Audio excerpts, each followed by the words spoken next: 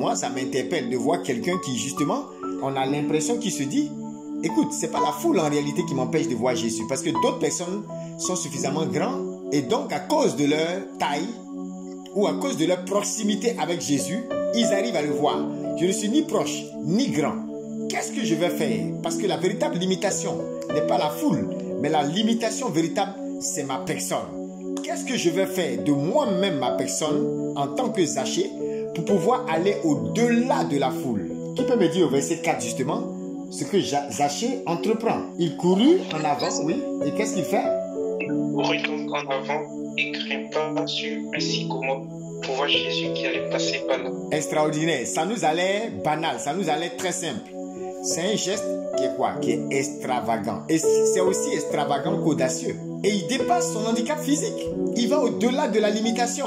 Et ce qui est intéressant, c'est que, comme on le dit, dans l'interprétation qu'on pourrait faire, c'est qu'il s'inscrit, Zachée, comme ce type de personnes qu'on rencontre dans la parole de Dieu, dans la Bible, et qui, malgré leur marginalisation, ils viennent rompre les conventions sociales pour rencontrer Jésus.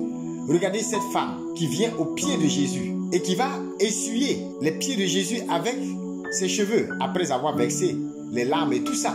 Regardez aussi cette femme souffrant d'hémorragie en Luc 8, 40 à 48. Elle vient et par l'arrière, elle le touche. Et lui-même il dit, qui m'a touché? La force, le dunamis dont on parle est sorti de lui. Ce sont des gens qui viennent rompre les conventions sociales pour rencontrer Jésus. L'attitude de Zachée de courir et de grimper à un arbre, c'est même pas une attitude convenable. C'est pas quelque chose qui ressemble à ce qu'un riche ferait. Une audace. L'audace liée au fait d'être riche et d'avoir l'attitude d'un enfant. Mais c'est cette audace qui va donner à Zachée une ouverture, un accès à Jésus. Et certainement que Zachée, les gens qui le méprisaient, vous voyez qu'on le traitait au verset 7 de pécheur. Donc il y avait un certain mépris malgré sa richesse. C'est pourquoi les exégètes prennent la peine de rappeler qu'il était marginalisé en dépit de sa richesse. Et ce que je trouve être tragique quand même, vous voyez que dans cette vie-là, hein, je parlais un jour d'un gars qui était un mendiant. Et puis un homme riche est venu lui donner l'argent. Ça s'est passé dans un pays, une histoire vraie. Et le mendiant a dit, toi seulement, je ne prends pas ton argent. Quelle disgrâce. Même un mendiant qui a faim refusait l'argent de cet homme. Ça veut dire qu'il y avait une étiquette collée à cet homme. Peut-être que les gens disaient, c'est un ritualiste, c'est un ceci, c'est un cela. Le mendiant dit, toi, je ne prends pas ton argent. Vous imaginez, on peut être riche et être exclu, être marginalisé. Mais regardez, un Zachée que certainement les gens, par mépris, regardaient habituellement de haut. Voilà que désormais, il a comme ami et comme hôte l'un des meilleurs amis qu'on puisse avoir, l'un des meilleurs hôtes qu'on puisse avoir, en la personne de Jésus. Et voilà que ce Jésus-là le regarde depuis en bas. Oh, c'est merveilleux. Jésus est en bas et lève les yeux pour regarder quelqu'un qu'on a l'habitude de regarder de haut. Révélation.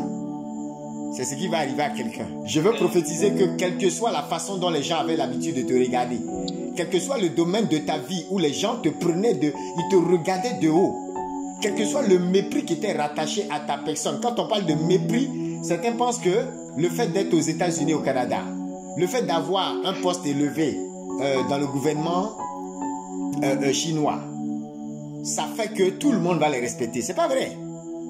Il y a des choses dans ta vie qui sont comme des stigmates, qui sont comme des plaies. Il y a des choses dans ta vie qui sont comme des étiquettes. Parfois, l'ennemi même a contribué à cela. Et ça entraîne un mépris, une exclusion. Je suis en train de prophétiser à quelqu'un pour dire, quel que soit le domaine, les circonstances, les situations où les gens te regardaient de haut, ils vont maintenant se rendre compte qu'on peut te regarder en étant en bas et lever la tête pour te voir.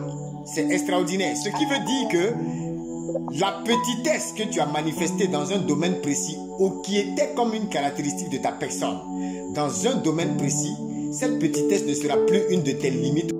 Il me faut demeurer chez toi. Il sonne l'heure du salut de Zachée. Bien sûr, il y a un risque à accueillir le pécheur. Il y a un risque à accueillir certaines personnes.